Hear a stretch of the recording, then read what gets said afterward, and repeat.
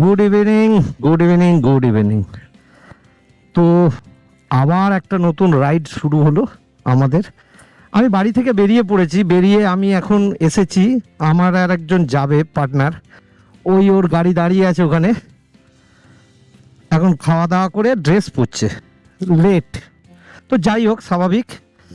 আবার নতুন একটা সিরিজ শুরু হচ্ছে, আপনারা দেখতে থাকবেন। আর অনব অনেক জায়গায় দেখেছেন আমার সঙ্গে রাইডেও দেখেছেন।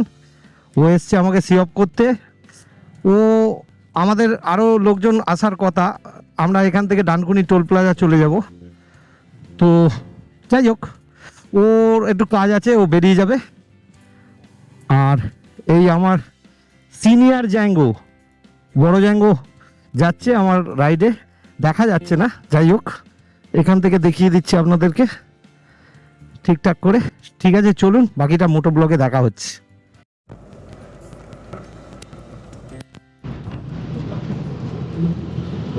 তো আমরা ডানকুনি টোলে এসে গেছি এখন। এইবারে এখানে কিছু মানুষজন আসবে বলে আমরা অপেক্ষা করছি, মানে তারা সি অফ করতে আসবে। তো দেখা যাক কখন আসে, তারপরে আপনাদের সঙ্গে আবার মোটো ব্লগে কথা হচ্ছে।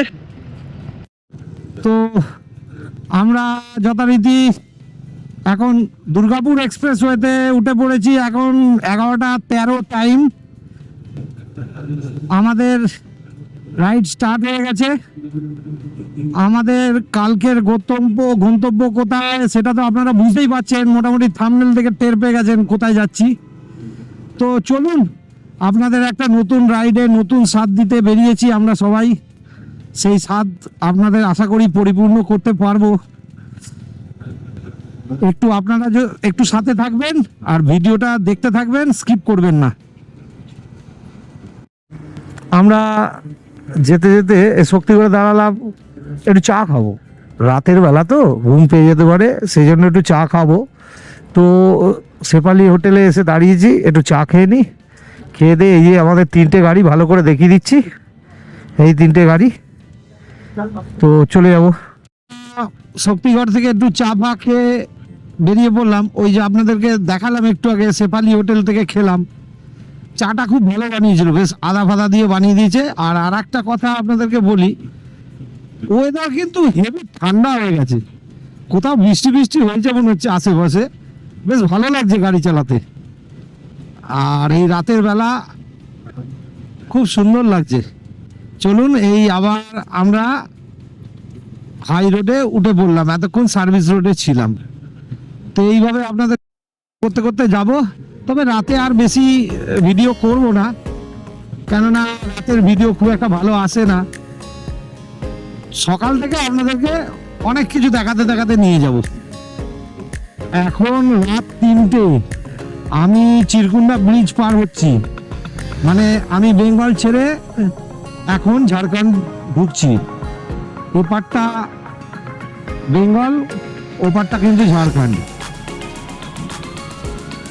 দিনের বেলা হলে খুব ভালো লাগবে দেখতে, স্বাভাবিক।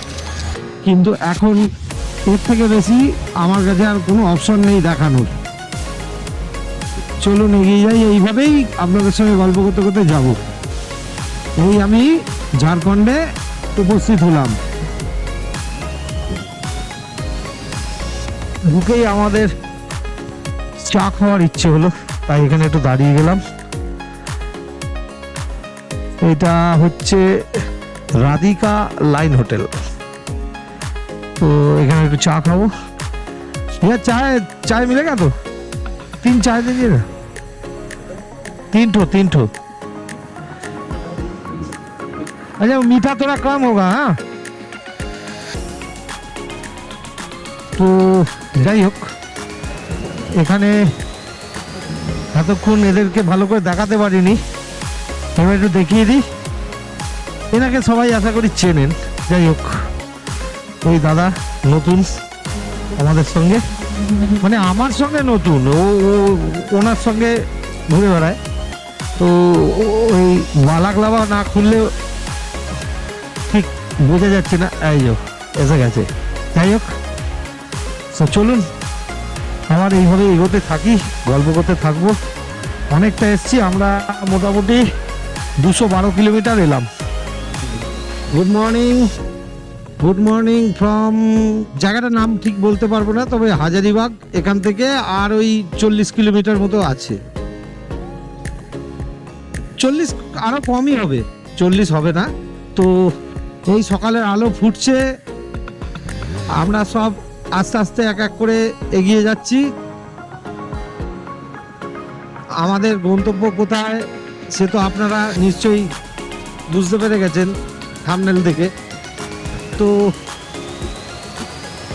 জায়গাটা, আমরা এখন আছি ঝাড়খণ্ড, কিন্তু হলে কি হবে, বেশ ঠান্ডা আছে, বেশ সুন্দর লাগছে, ঠান্ডাটা এনজয় করছি, কোনো কষ্ট হয়নি। সারা রাত গাড়ি চালিয়ে এলাম, ওয়েদারটা খুব ভালো পেয়েছি, কোনো রকম গরমের লেশ মাত্র ছিল না।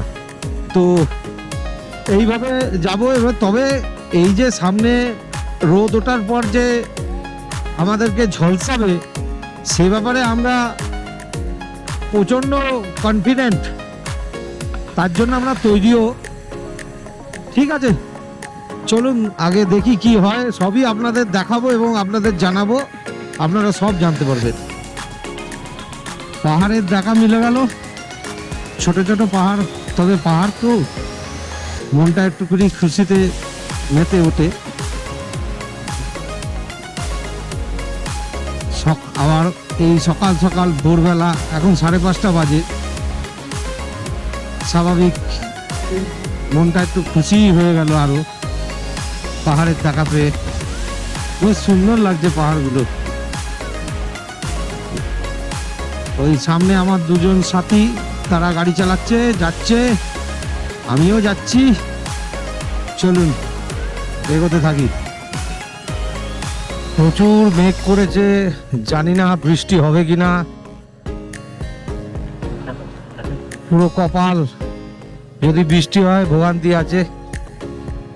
দারুণ মেঘ করেছে, বুঝতেই পারছেন। এদিকে একটা ছোট পাহাড় আছে, ভালোই লাগছে, কিন্তু কালো করে মেঘ করে এসছে, কি হবে কে জানে।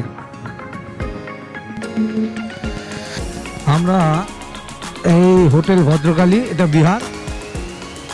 তো এখানে একটু সকালবেলার নাস্তা মানে ব্রেকফাস্ট করলাম। এইবারে আমরা বেরিয়ে যাবো, একটু রেস্ট নিচ্ছি, তারপরে আপনাদের সঙ্গে আমার মোটো ব্লগে দেখা হচ্ছে। বিহারে ওপর দিয়ে এখন গাড়ি চালাচ্ছি।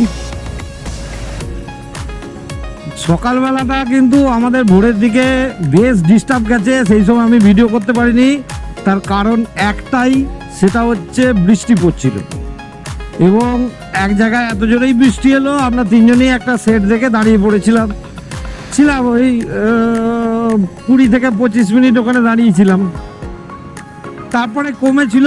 তারপরে মাঝখানে রাস্তায় আস্তে আস্তে ঝিরঝির ঝিরঝির করে বহুবার বৃষ্টি হয়েছে। ওই কারণে আমি আমার অ্যাকশন ক্যামেরা খুলে রেখেছিলাম, আপনাদেরকে আমি ভিডিও করে দেখাতে পারিনি। এখনো মেঘলা আছে, এই যে সামনে যা দেখছেন সবই মেঘলা, কিন্তু ঘটনা হলো কি, বৃষ্টিটা নেই। চলুন এইভাবেই আপনাদেরকে দেখাতে দেখাতে নিয়ে যাই।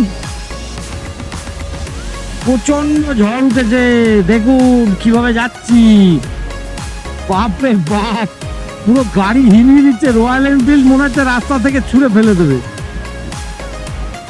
বিশাল ঝড়, বোঝা যাচ্ছে না তো। এই দেখুন গাড়ি কিরম, হ্যান্ডেল কিরম বাউল করছে, দেখুন।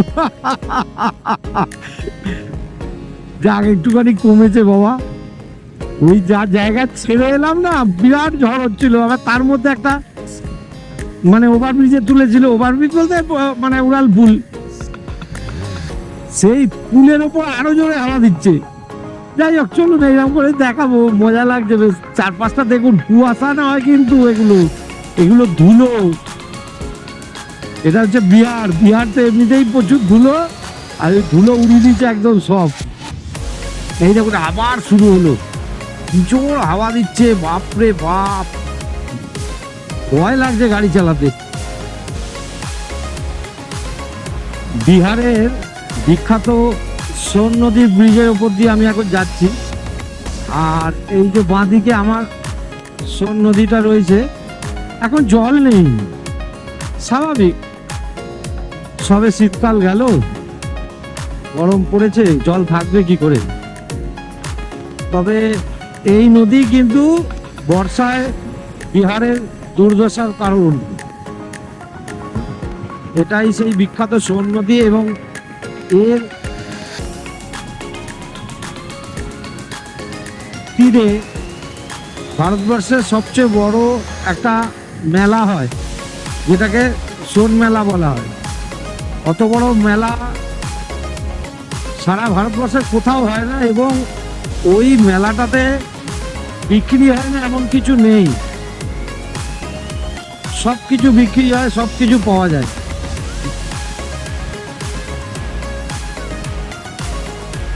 আমার একবার ইচ্ছা আছে ওই সোন নদীর মানে সোন মেলা দেখতে আসার।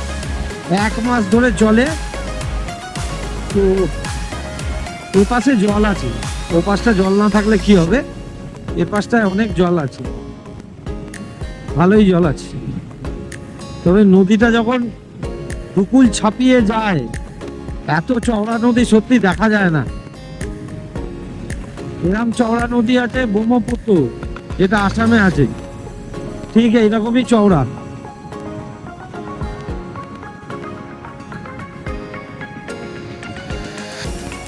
তো আমরা একটুখানি দাঁড়িয়ে কেন ছি বুঝতে পারছেন, দাঁড়িয়ে আছি কেন, তেল নেওয়া হলো তো, আর ওই চেন ফেন লুপ করা হলো। এই ঝড়ে এত ধুলো লেগেছে, চেন আমার খসখস করে আওয়াজ বেরোচ্ছিল। তো যাই হোক, সে প্রবলেম সলভ হয়ে গেছে। দাদা পুরো নিজের দায়িত্ব নিয়ে করে দিয়েছে, কোনো চাপ নেই। থ্যাংক ইউ দাদা, একটু থ্যাংক ইউ।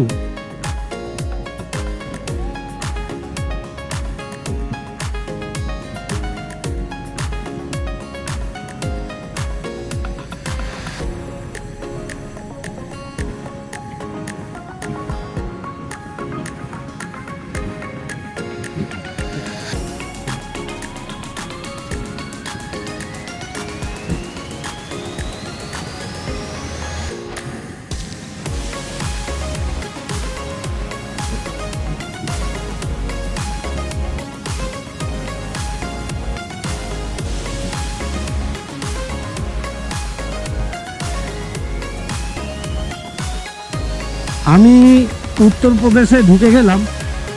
এখান থেকে বেনারস দেখাচ্ছে, বেনারস বলতে আমার যে হোটেলটা মারা আছে ওটা দেখাচ্ছে আর 37 কিলোমিটার। এই সামনে আমাদের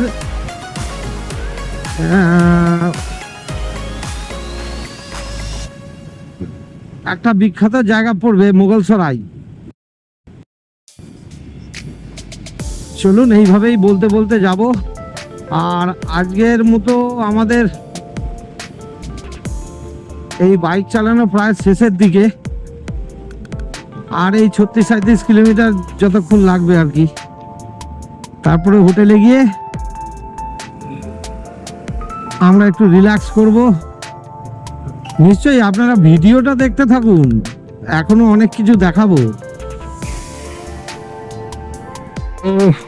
আমরা বেনারস অঞ্চলে ঢুকেই গেছি। এখান থেকে আর ওই 7 কিলোমিটার 8 কিলোমিটার মতো বাকি।